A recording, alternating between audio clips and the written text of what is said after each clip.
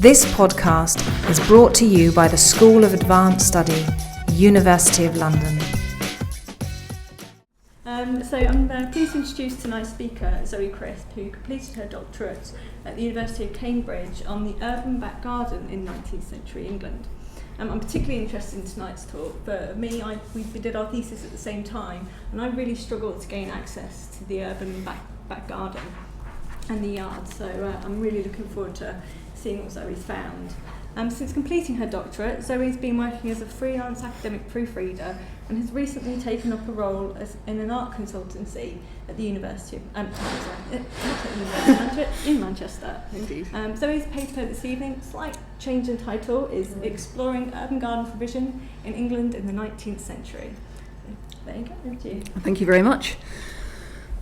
In September 2012, the Daily Telegraph published a comment piece written by Clive Aslett, the editor-at-large of Country Life. Defending not in my backyardism or NIMBYism, Aslett wrote that the phrase should not be not in my backyard, but not in my back garden instead. Quote, "We don't have backyards in this country," he wrote. "We have gardens. The difference in nomenclature suggests the importance that they have in our lives. Do we want to defend them? You bet. From next door's extension or anything else." The piece stands as a reminder that gardens today form a significant part of a strand of insular English culture. An Englishman's home is his castle, and his garden is very much a part of that private estate in miniature. "We have gardens," claimed the Telegraph, but since when, and who is we? "It is generally thought that a city garden is an impossibility," wrote the journalist and gardener Shirley Hibbert in the 1850s, and until recently, many modern historians have been very ready to believe him. 19th century cities, it has been assumed, were too crowded, too polluted, or too poor to support gardens or gardening on any scale. This paper, based in part on my doctoral research, has two broad aims. First, to demonstrate the existence of gardens for all socio-economic classes in urban areas throughout the 19th century, and second, to briefly touch on the idea that a garden is an item of real value in an urban environment, to be coveted and controlled, acquired or allocated, depending on prevailing political, social and economic ways of thinking. So if we look at this slide again, the image is Gustave Doré's Over London by Rail, first published in 1872 in the sensationalist travelogue London a Pilgrimage. Our first impression might be that this is a slum. It seems overcrowded, dirty, polluted. However, the landscape may be resolutely industrial: trains, bridges, viaducts, steam, coal, mass-produced slate and brick. Yet in this monotonous and overcrowded landscape are scores of individual plots, twin uniform rows of them, stretching back like train tracks to a distant vanishing point. These yards are small, so small in fact that the graphic artist Sean Tan turned them into cells in an effective pastiche, but they are private to each house. In each plot is a laundry line, a water butt, and a back extension to the main house, presumably containing the scullery with copper. These are the sorts of spaces that have been largely ignored by many historians. Cultural and art historians have addressed the planted gardens of larger 19th century villas, but the back plots of terraced row houses, so typical to the 19th century cityscape, have not been considered used or useful spaces at all. So looking at the image, what questions can be asked? What were these plots?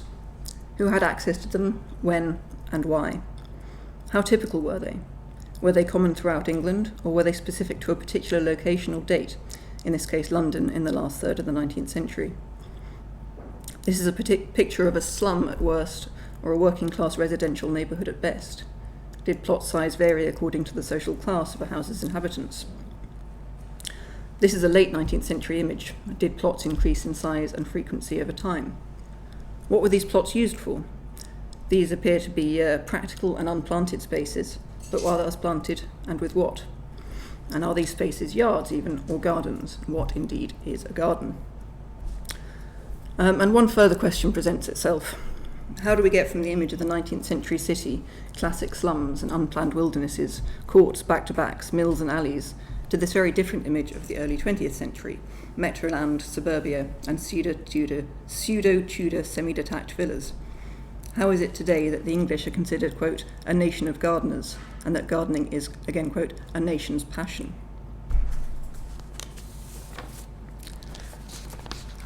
Kate Fox has written in the popular sociology text, Watching the English, that the pattern of the English garden must be somehow imprinted on the English soul, as it is reproduced faithfully behind almost every house in every street in the country. Between the industrial 19th century, then, and the verdant 20th, something has clearly changed. Private gardens are now the norm, at least for certain sections of society, but when did this change occur?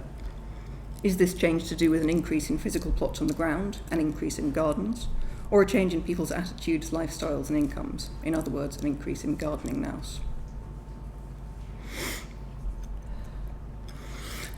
It's generally been assumed that this change, this creation of a nation of gardeners, occurred at some point in the first third of the 20th century.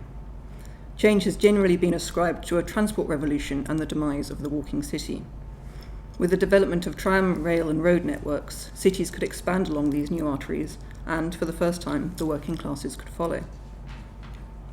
An increase in the supply of land means that it should become cheaper. Each precious square foot now no longer has to house a set number of workers, a set walkable distance from their place of work.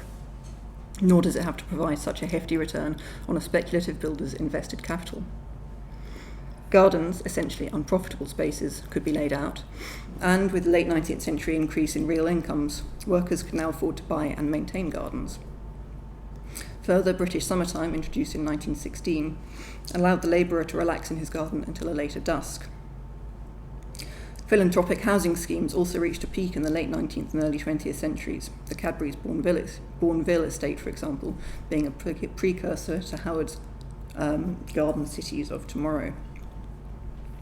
And then finally, it is sometimes believed that it was World War II which led to the creation of England as a gardening nation, the average Englishman and Englishwoman taking up a spade and digging for victory and gaining in the process a taste for cultivation. Yet if we believe these theories about the development of popular gardening, how do we account for the plots in the Doré engraving, an image created long before British summertime, Metroland, and Dig for Victory? You may answer that question easily enough by saying, well, the plots in the Doré engraving aren't gardens, they're tiny yards. I would counter the definition of a garden depends very much on who is doing the defining. I was brought up in a Victorian terrace in East London, and its 60 square metres of garden, or of plot, is very much a garden to me.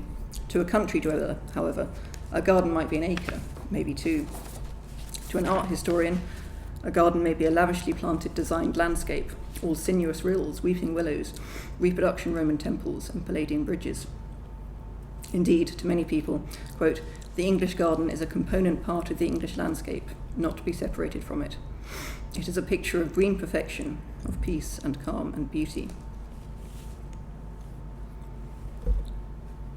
If we refer to the OED, the differences between gardens and yards is the existing of planting and cultivation, and to a lesser extent size.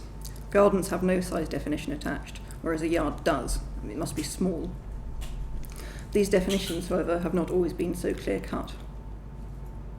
In the 18th century, a garden could be an allotment-like patch for the growing of vegetables, the centrepiece of a Bloomsbury Square, the landscape surrounding Chatsworth, or the small but perfectly formed back plot of a Georgian townhouse.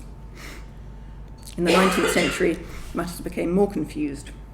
The term garden was often interchangeable with a backspace of any kind. It could be lesser than a shared court, mere gardens were often referred to, or greater than an unplanted yard. For professional garden writers, town gardens changed in meaning and appearance over the 19th century. John Claudius Loudon, for example, afforded what he called street gardens only a few paragraphs in the 1,000-page 1835 edition of his Encyclopedia of Gardening. These street gardens consisted of grass plats or gravel walks, with beds for vegetables and small fruits. By the 1850s, Shirley Hibbard was devoting whole books to town gardens. A piece of bright green turf and a goodly show of evergreen shrubs are the very essential features of a garden, whatever be its size or situation, he wrote. With good evergreens, clean gravel, and smooth turf, you can have a garden at once. The term garden is also laden with class connotations. According to the historian Martin Gaskell, the term garden was employed to denote, on one hand, something that was the personal and private preserve of the upper classes, whether in immediate proximity to the Great House or in locked London Square, or, on the other, a place of gratification and amusement, frequently associated with a drinking establishment. I want to move beyond the simple dichotomies of large planted gardens versus small unplanted yards, middle-class gardening versus working-class cultivating. I want to look at the plots shown in the Doré engraving and ask questions regarding their typicality. Quantification in the field of garden history tends to be minimal at best, non-existent at worst. How can we work out when gardening became a nation's passion without first examining how many plots existed in which to cultivate? How could we say gardens couldn't possibly exist in overcrowded and polluted 19th century industrial cities without first examining the evidence of the architectural fabric in front of our eyes? How could we tar all Victorian cities with the same gardenless brush, all back-to-backs, all mill chimneys, all Dickensian slums or splendid Victorian villas, without first taking into account local and regional differences? A large part of my doctoral thesis was carrying out a quantification project, and to do that I needed to come up with a working definition of the term garden.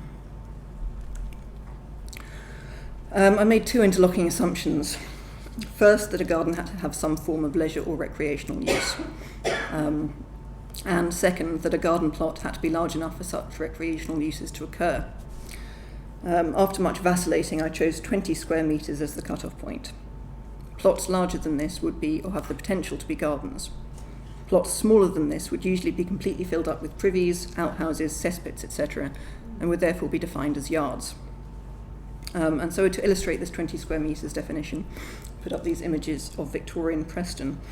The photograph on the left was taken in the 1930s, and the caption clearly considers the space with a tree in it, so this one there, to be a garden, at least in comparison to the pit-like and defective yard closest to the lens. Using cartographic software, I found these spaces on an 1890s map of Preston and calculated their areas. The defective yard is a mere 2 square metres in size, but the Frenchwood Street garden on the left is 22 square metres. I should point out here, obviously, that this size definition is not concrete, and in the future it would be a useful exercise to rework my data using a larger minimum size for a garden, say 40 or 60 square metres. And here are some scale drawings of what these square metres look like.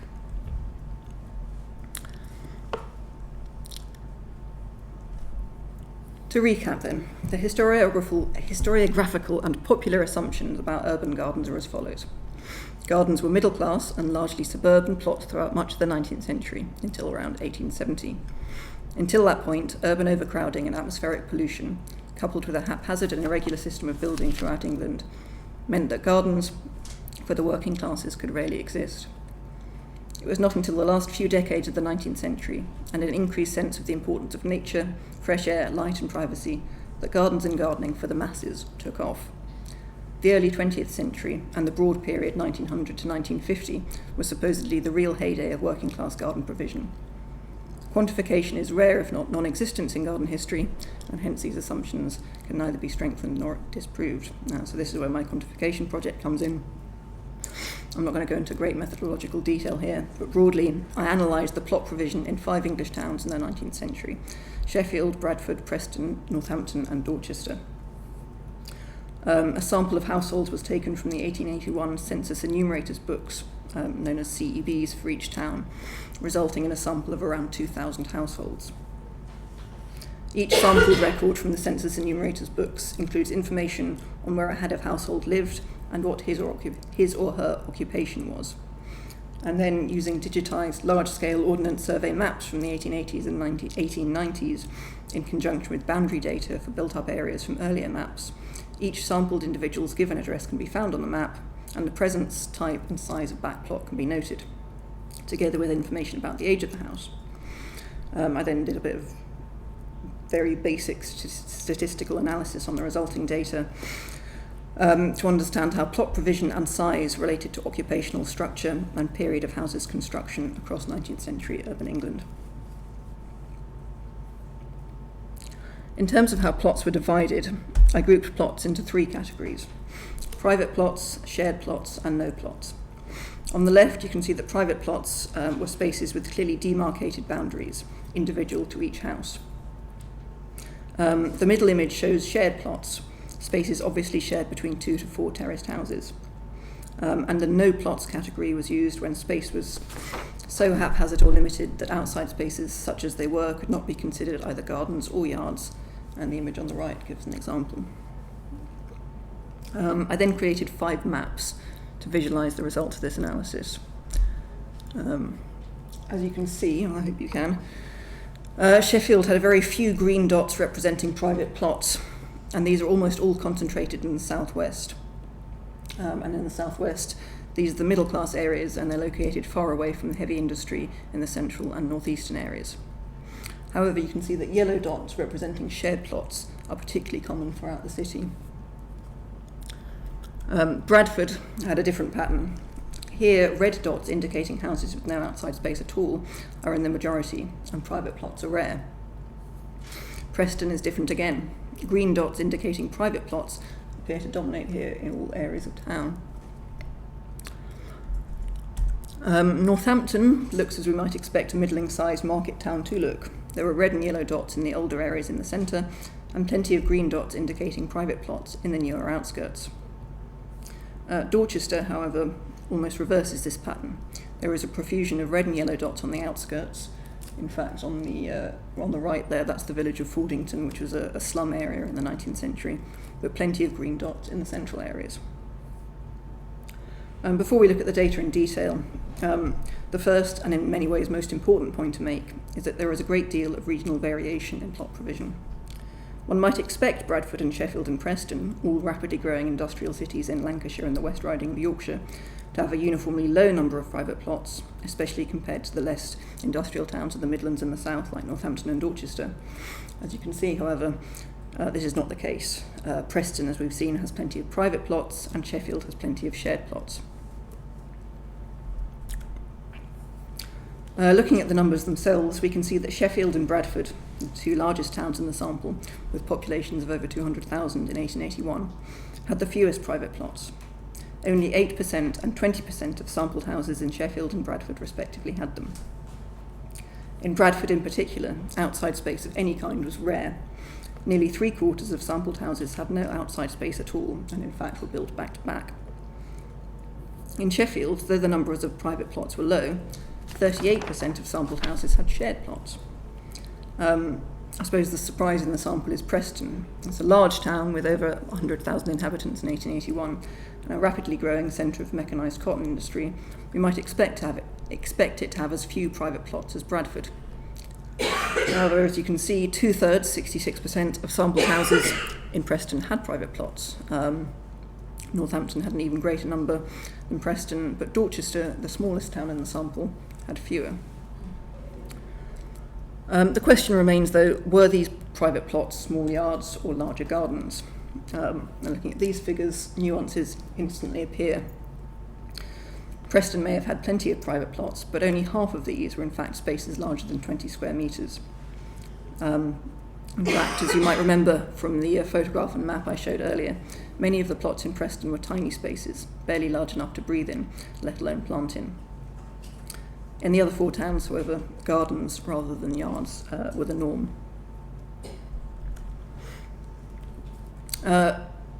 Some scholarship on urban gardens maintains that they only became common at the end of the 19th century, if even then. My data show that there was indeed a broad increase in garden provision over time, and this pattern is especially noticeable in Bradford, Preston and Northampton. The chart at the bottom shows that there was also a clearly noticeable fall in houses with no outside space at all across the 19th century. Something I think is important to note here, though, is that gardens did exist in these urban areas long before the end of the 19th century and as early as 1800. So far we've seen that there was significant regional and local variation in the provision of gardens and yards, and that gardens were to be found in urban areas far earlier than was once assumed. But what about another pervasive historiographical assumption, that gardens were the preserve of the urban elites? Sorry, it's a bit of a hectic chart.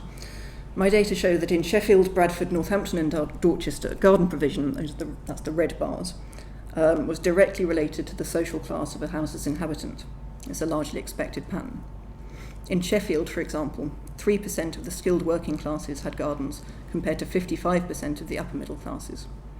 In Dorchester, 13% of the skilled working classes had gardens, compared to 84% of the upper middle classes. While garden plot provision generally increased with social class, there are also other patterns in evidence. Northampton stands out as having a large percentage of gardens in each class. 75% of the upper middle classes had gardens, but so too did 55% of the unskilled working classes. Preston stands out because of the large percentage of yards, again. Those are the blue bars in each class. Yard provision outnumbered garden provision among most classes there. So broadly then, my data show that larger towns had fewer gardens than smaller towns, with the exception of Dorchester. Industrial towns had fewer gardens than non-industrial towns, with the exception of Preston. Plot type and size varied according to provision, period of houses' construction, the social class of occupant, but not necessarily in clear-cut or expected patterns. And variation in garden provision within and between towns exists where once homogeneity might have been assumed. And to further illustrate this variation, I've used some information provided in the 1908 Board of Trade report into working class housing and rents to create this map of plot provision across England. There's a clear north-south divide in evidence here. Below an imagined line connecting the Severn estuary with the Wash, only 2 towns described by the 1908 report as having small yards, that's Bristol and Portsmouth. All the other towns below this line were described as having small, fair or large gardens, or a combination of gardens and small yards. North of the Severn Wash line, however, the majority of towns had small yards, shared spaces, or courts and back-to-backs. As to what causes this variation between towns, I haven't yet reached any firm conclusions. Briefly, however, I've identified 3 broad factors as being of demonstrable importance in explaining regional variation in plot type: geographical location, industrial type, and the extent of landlord control. The rising incidence and size of plots over time is also arguably a function of rising incomes and the effects of housing regulation and public health legislation. I'm going to return to that very briefly at the end. So I've demonstrated that plots on the ground existed in a variety of English towns across the 19th century, some large and some small. So I'm now going to turn to the question of what these plots might have been used for. The main problem in addressing the uses of working class plots is that the working classes and the poor, often illiterate, have left very little direct evidence behind them. Spaces shift in meaning, plants die, and there is very little in the way of the physical fabric that can be preserved. Evidence as to how the working classes used and valued private plots therefore has to come largely from second-hand sources often designed to be shock horror tours of the very worst Victorian cities. Much of the evidence presented here will therefore bias the narrative about working class gardening towards the bleaker end of the spectrum. We've seen that in places like Preston, small yards dominated the scene. Images of these yards taken in the 1930s before large-scale slum clearances indicate that these spaces could be grim, cramped, and deeply unhealthy places. Simply put, before the widespread adoption of the internal water closet at the end of the 19th century, the primary function of the backplot in most urban areas was to contain the privy, the midden, and the ash pit. The 1844 Select Royal Commission into the State of Large Towns described the typical privy midden system in Lancashire. There were open cesspools, dunghills or middens, into which all night soil, ashes and other refuse are thrown. In Preston, according to the Reverend John Clay writing in the 1840s, quote, privies, pigsties and midden heaps are crowded together so closely as to prevent the passage of a person of ordinary bulk without first incurring a risk of contact with some kind of filth. There's a picture of Preston. Victorian shock horror tourists and social reformers often seem to revel in the details of overflowing privies and heaps of filth. John Hollingshead referred to courts, quote, choked up with every variety of filth, foul yards, and soaking heaps of stale vegetable refuse. Privies are often just pits, in which is stored, often for months at a time, the excreta of a family and the decaying refuse of a household. Some yards were bereft even of pits. in Bethnal Green in the 1840s, quote, "Some persons have not even cesspools or privies. All their excrements are thrown into a little backyard where they are allowed to accumulate for months together." Adding to the mess was the common presence of livestock. Dogs, pigs, chickens, cows and donkeys could all be kept in Victorian backyards. Privies could be used as stables for donkeys, yards used as dog pits for terriers. Backyard butchery was also common, in addition to the boiling up of various animal parts. The minutes of the Preston Sanitary Purposes Committee recounted that in 1880, one Inspector Hume visited the premises of John Thomas Clayton at 76 Adelphi Street, and in the yard he found him carrying on the business of tripe, trotter and cow-heel boiling. You can see from the map that the yard at 76 Adelphi Street was a very small space indeed. Hoof boiling in such a location would have been unpleasant indeed. On a healthier note, one correspondent to the Isle of Man Times in 1891 advised keeping poultry in the back garden, pointing out that in doing so did not in any way render the space, quote, "disagreeable or unhealthy." So, quite a long quote here. "It may be of interest to those London lovers of eggs and poultry who do go in for enterprise," he wrote, "to learn how I have made back garden poultry both pay and please. I can affirm that fowls can be kept and bred successfully in a cramped and limited back garden. My garden, the usual London one, 16 foot long by 8 foot broad, is the happy hunting ground of 10 healthy hens and a cock." Laundry was the other universal use back plots were put to in the 19th century. In fact, one of the factors that led to Victorian housing reformers favouring terraced houses with private plots over back-to-backs with shared courts was that laundry could be hung in the respectable privacy of the backyard rather than dangled indecently in the public street. A reformer from Leeds noted that of the total number of 586 streets in Leeds, 276 are, quote, "weekly so full of lines and linen as to be impassable for horses and carriages and foot passengers. Provide each house with a backyard of its own, and the problem is solved." Some yards had more esoteric uses. In the 1880s, George Robert Hoare, author of In the Workhouse Christmas Day, described how, quote, "a great deal of immorality takes place in the backyard of a particular house in Southwark. The door is wide open," he reported. "You go through a passage, and there is a filthy yard with a water closet. In that yard, every species of enormity is committed at night. The soldiers come down with the women, and the scenes there are terrible." Moving away from backyard brothels, some working class plots could be neatly planted and morally sound. A report from the 1840 Select Committee on the Health of Towns described neatly cultivated gardens in Hackney, running down from the houses on Hackney Road to a stinking ditch. The middle classes had long encouraged the working classes to garden as a rational recreation, a means of moral and physical control. Many Victorian writers on gardening and housing and social reform drew attention to the improving and natural qualities of gardening, often as an antidote to the unnatural and confined city living.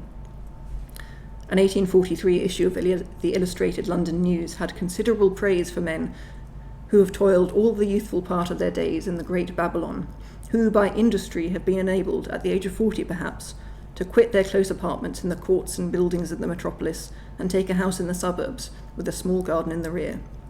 A suburban garden was in this case a reward for living lives according to the hard-working ideals of Samuel Smiles. One of George Godwin's social bridges was greenery. Quote, "The Smoke Act is giving flowers to London, and their humanising and refining influence will lend its aid for the general advancement," he wrote in the 1860s tract Town Swamps and Social Bridges. For John Loudon in the 1830s, a labourer's cottage garden was of great social and economic importance, quote, "inducing sober, industrious and domestic habit, and creating that feeling of independence which is the best security against pauperism." George Johnson, author of the 1829 History of English Gardening, wrote that the labourer who possesses and delights in the garden appended to his cottage is generally among the most decent of his class, and he is seldom a frequenter of the alehouse. Shirley Hibbard described how in the musty courts and alleys, wallflowers, stocks and musk plants are set to flourish in broken teapots, saucepans or rotten boxes. "In some of the repulsive courts of Whitechapel," wrote John Hollingshead, "the inhabitants cling to a rude love of flowers, and many an unsightly window ledge is fitted up to resemble a garden enclosure." Growing flowers was, according to Victorian commentators, an indicator of the existence of the deserving poor. Something may be hoped for in people who can feel a joy in flowers, and cultivate roses and geraniums in the polluted atmosphere, wrote John Clay in the 1840s. Geraniums, balsam, and scarlet runners were all indicators of the moral heroism of a house's inhabitants. Urban gardening on a larger scale was often an expensive and time-consuming activity. Middle-class gardening in private gardens in this period is almost always linked by historians to an increased desire for privacy and respectability, and an emulative tradition of conspicuous consumption. Behind high walls, a middle-class gentleman could imagine himself the possessor of a private estate to equal, if not rival, his social betters. Middle-class gardens in the 19th century could be lavish places, managed by jobbing gardeners and laid out according to the latest issue of John Loudon's Gardener's Magazine, which ran from 1826 to 1844. This Gardener's Magazine sold for 5 shillings a quarterly issue, putting it firmly above the reach of the working classes. A typical fourth-rate garden would have a privy, a dust hole, a rubbish pit properly lined with brick, and several hundred yards of gravelled walks. A cheap garden, according to Loudon, would require a minimum of 48 shrubs, purchased at 9 shillings per dozen plants. In terms of planting, there might be mammoth gourds, scarlet runners, nasturtiums, lettuce, endive, cress, radishes, young onions, fruit trees, creepers, and florists or prize flowers. And it should be pointed out here, obviously, that the cultivation of flowers was not limited to the middle or upper classes. Amateur floristry was an important part of the working class cultures in many English urban areas. Loudon referred to the tulips, auriculas, and pinks growing in the small plots occupied by the Spitalfields and Lancashire weavers. Shirley Hibbard, writing in the late 1850s, observed that laurel and privet hedges deserve enumeration as among the most beautiful evergreen shrubs for suburban gardeners.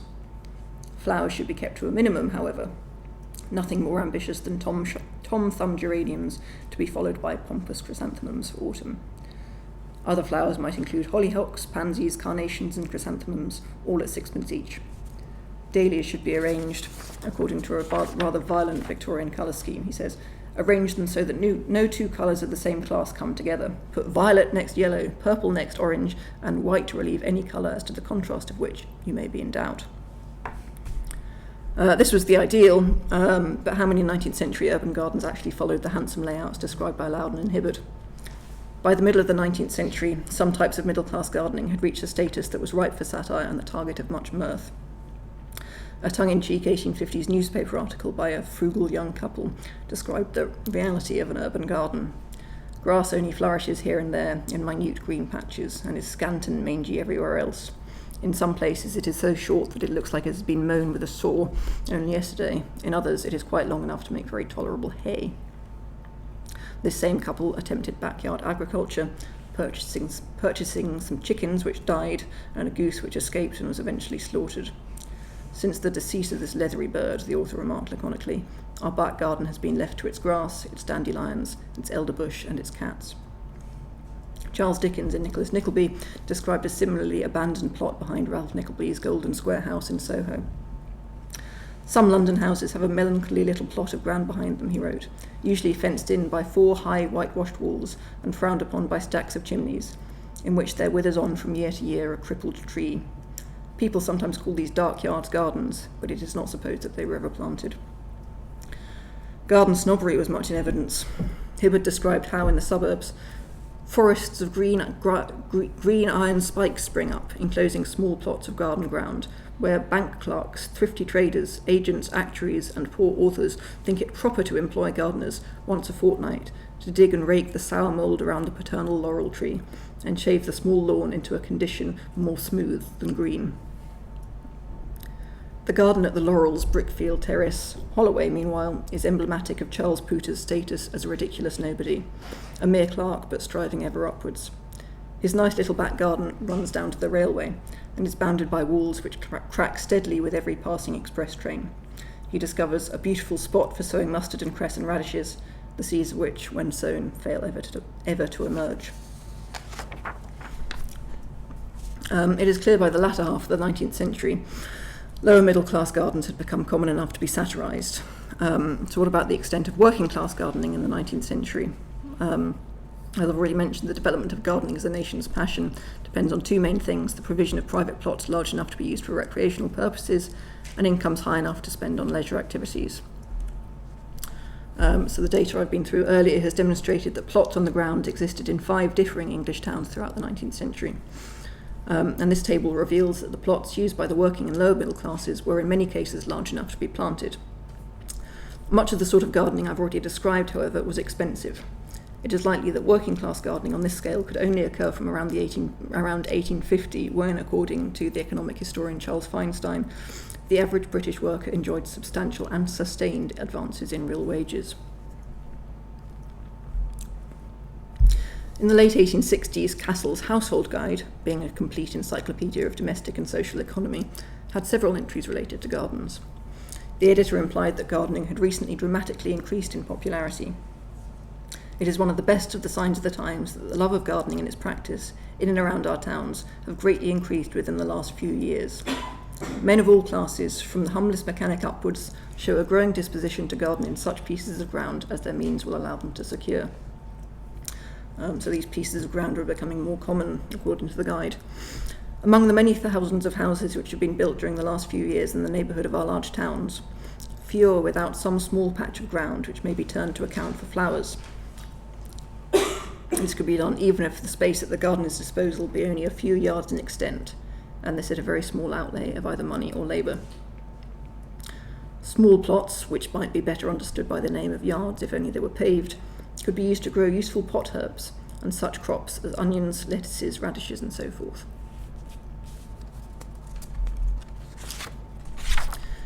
In the 1880s, a new publication made an appearance. This is Amateur Gardening, the penny weekly magazine edited by Shirley Hibbard for the first 2 years of its existence.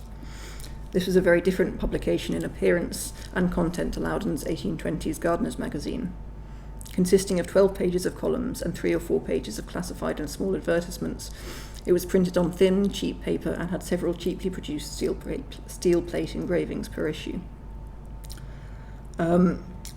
I found the real interest in using amateur gardening as a means of assessing the development of gardening for the masses came from examining the classified advertisements and the doubts and difficulties question and answer section, a gardener's question sign for the pre-radio era. A June 1884 issue, for example, included advertisements for the following: double geraniums at 3 shillings per dozen, shilling packets of Daniel's Defiance Giant Early Marrow, 120 good plants for 10 shillings, and cabbage seeds, strong stuff, at 9p per 100. There were also excitable adverts for tortoises and patented red rubber garden hoses, which could withstand severe government tests. The correspondents to the doubts and difficulties section wrote in from all over the country. Queries were often very practical. A reader identifying themselves only as Cowslip from Bermondsey wrote and asked, "Please state the mode of measuring pots. You say 5-inch pots. Is this across the top or from top to bottom?" Another correspondent had a fern in a small wooden basket. Will this be large enough for it, and does it require any special care? Another wrote plaintively that their 60th chrysanthemum cuttings did not look very grand. A reader from Hackney complained under the heading "Cactus Unsatisfactory." By 1894, the doubts and difficulties section was taking up 3 of the magazine's 7 triple-columned pages and was divided thematically into flower garden, greenhouse, chrysanthemums, window garden, soils and manures, roses, fruit, vegetables, garden pests, trees and shrubs, and miscellaneous. Amateur gardening was a very different proposition from the early days of Loudon's Gardener's magazine, with its advertisements for camellias costing £, and titled correspondents writing in to inform the editor of their latest scheme to provide little gardeners to their cottage labourers. By the 1880s and 1890s, it was plain that gardening was big business, big enough to sell seeds, tools and tortoises cheaply in tens of pages of advertisements, and far-reaching enough to draw correspondents from cities throughout the country. Correspondents who did not want advice about how best to lay out gravel walks in large suburban gardens, but absolute beginners who just wanted to know the best method of measuring their plant pots. So although a certain type of gardening may have been prohibitively expensive in terms of time and money throughout the first half of the 19th century, it is likely that gardening on some scale occurred throughout urban England for much of the 19th century, as long as the plots existed to plant in. Whether gardening for the working classes occurred out of a perhaps universal desire to grow and see greenery, or perhaps because money and leisure hours were increasing as the 19th century progressed, or because houses were being routinely provided with private plots following public health and housing reform, or because of an increased desire for respectability, a respectability which involves emulating the lifestyles and well-kept lawns of the higher social classes, cannot yet be known for sure. At the start of this paper, I compared stereotypical images of the 19th and 20th century cities, and I asked, when did this change come about? When did England cease to become the domain of dark satanic mills and become instead a green and pleasant land? When did gardening become a leisure pursuit for the working many, rather than a rarefied pursuit for a leisured few? My data has shown that plots on the ground, both yards and gardens, existed in 5 differing English towns from as early as 1800.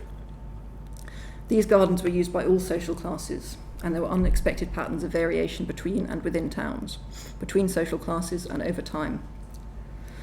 The plots used by the middle classes were presumably planted with lawns, privet hedges, and beds containing and beds of annuals in varying states of care and neglect.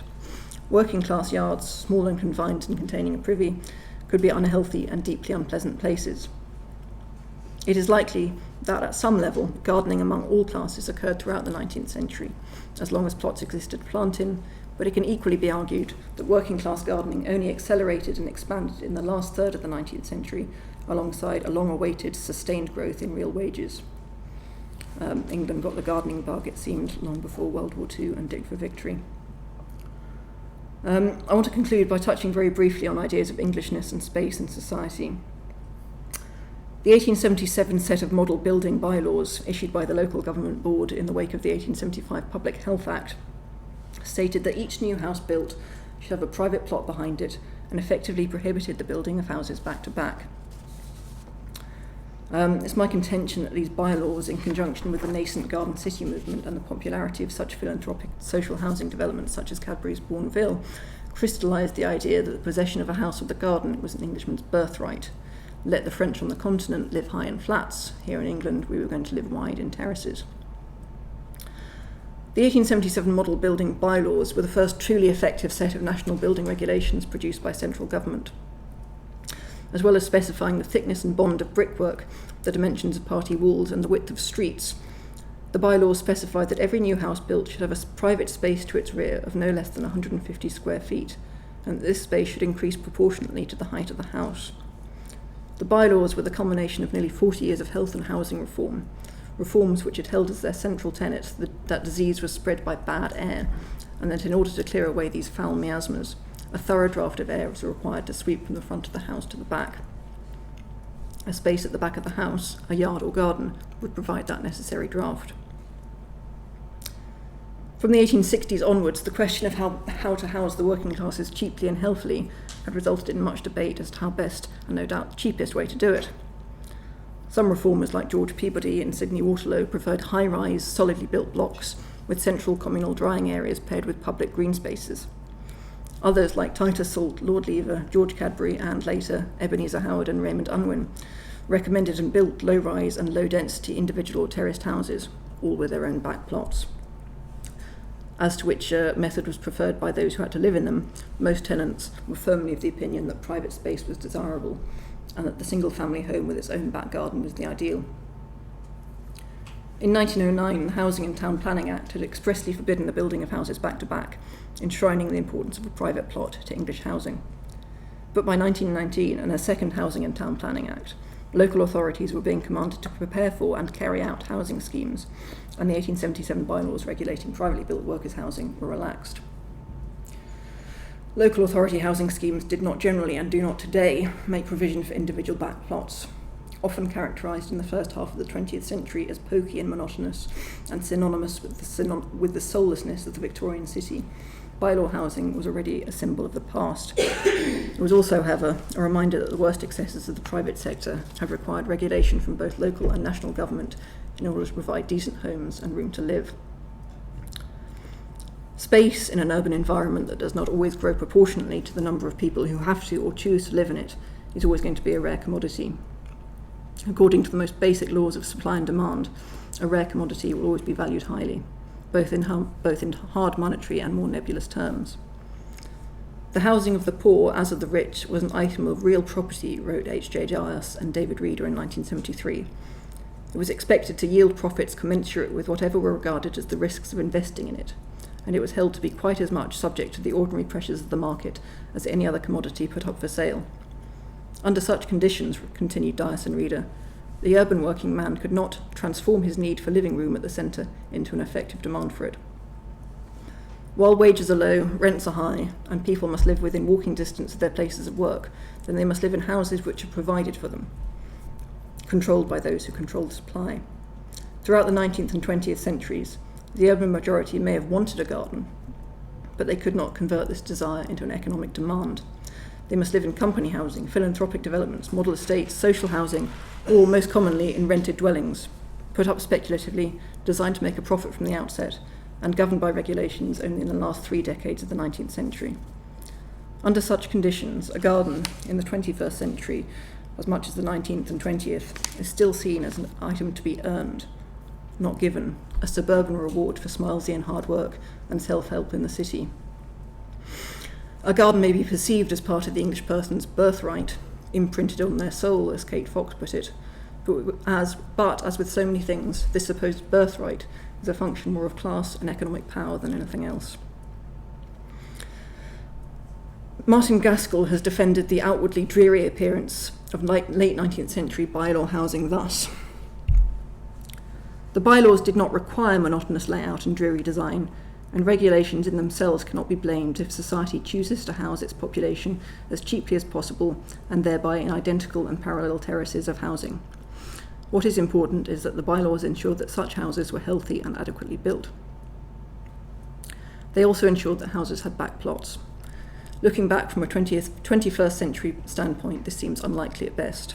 Unproductive, unprofitable spaces laid out for the public health existed in an age that was supposedly more market-orientated and unregulated than our own. We don't have yards in this country, we have gardens, says the Telegraph. Today, when report after report emphasises the importance of urban green space and private gardens to our mental and physical well-being, but when not one single modern building act or social housing directive specifies that gardens should be provided, we may want to defend our gardens, but whether we have the will to provide them is another matter. Thank you very much.